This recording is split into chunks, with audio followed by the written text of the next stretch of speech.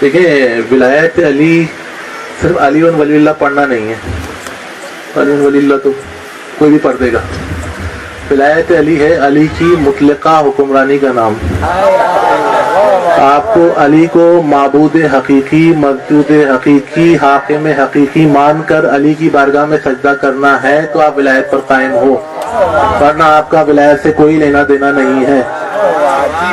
آپ کو ماننا پڑے گا علی حاکم ہے، علی رازق ہے، علی مالک ہے، علی مسجود ہے، علی ہی سب کچھ ہے. جو علی کے علاوہ کسی کو بھی مانتا ہے وہ ولایت سے باہر ہے. ہمارا کوئی جھگڑا نہیں ہے کسی سے، مگر وہ ولایت والا نہیں ہے. جو ولایت والا ہوتا ہے وہ کسی باطل حکومت کا حصہ نہیں ہوتا. جو ولایت والا ہوتا ہے کسی سیاسی جماعت کا حصہ نہیں ہوتا، کیونکہ جب آپ سیاسی جماعت کا حصہ بنتے ہو تو آپ کسی نہ کسی کو اپنا ولی مان لیتے ہو، اسی کی ہاتھ پہ بیعت کرتے ہو ووٹ ڈال کر.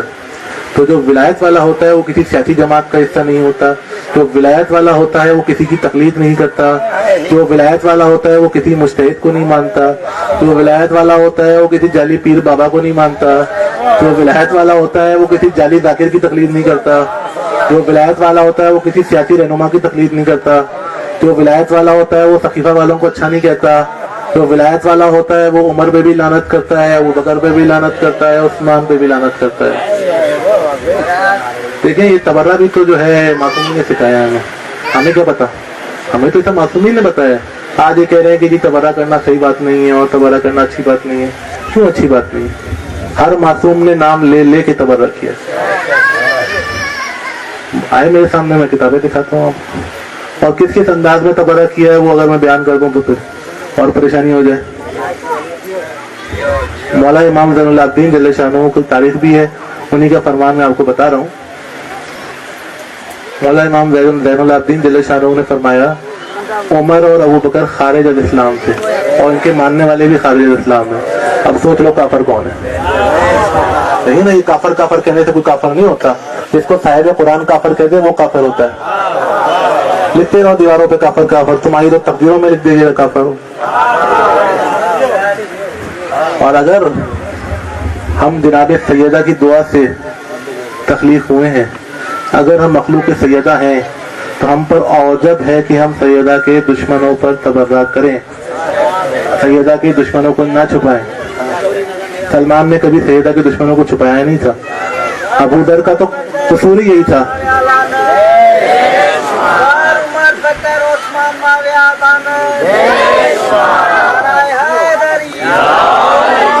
جناب ابو ذر کا قصور ہی یہی تھا کہ وہ عثمان پہ تبرہ کرتے تھے سر میدان. تو عثمان نے ریگستان میں اٹھا کے ان کو بھیج دیا تھا. تو معصومین کے اصحاب نے، حقیقی شیعوں نے کبھی بھی تبرہ سے دوری اختیار نہیں کی. اس لیے لوگوں کو گمراہ نہ کریں کہ تبرہ بری بات ہے یا تبرہ اچھی بات نہیں ہے. دیکھیں اتحاد بین المسلمین کے سب حامی ہم بھی ہیں. جو ان کے مذہب میں وہ کریں، جو ہمارے مذہب میں وہ ہم کریں. یہ ہے اتحاد بین المسلمین، ٹھیک ہے نا. جو اہل سنت ہے ان کا کام ہے سنت رسول پہ عمل کرنا. ان کے مذہب میں تبرہ نہیں ہے. ہمارے مذہب میں تبرہ ہے تو ہم تبرہ کریں گے. ہم مذہب نہیں چھوڑ سکتے. ہم کسی کو ایسے گالیاں تھوڑی دے رہے ہیں. ہم وہ تبرہ کر رہے ہیں جو ہمیں ائمہ معصومین نے سکھایا ہے. مولا امام جعفر صادق جل شانہ نے جو فقہ جعفریہ میں ڈال دیا، جس کو فقہ جعفریہ کا حصہ بنا دیا، وہ ہمارے لیے حجت ہے. تبرہ کو فقہ جعفریہ میں امام جعفر صادق جل شانہ میں شامل کیا. تو ہم پہ تو تبرہ اوجب ہے کرنا، مگر اگلوں پہ نہیں ہے، کیونکہ ان کے مذہب میں تبرہ نہیں ہے. تو کسی کی دل آزاری والی بات نہیں ہے. سب کو اپنے اپنے حساب سے اپنے اپنے دین پر عمل کرنے کا حق ہے، اپنے اپنے مذہب پر عمل کرنے کا حق ہے. اور اگر مقدس ہستیوں کی بات ہے تو جس زمانے میں میرے اوپر کیس چل رہا تھا، میں کورٹوں میں تھا، تو ایک جج صاحب نے مجھ سے کہا کہ پاکستان کے آئین میں لکھا ہوا ہے کہ ہر مذہب کی مقدس ہستی کا احترام واجب ہے، چاہے کوئی بھی مذہب ہو.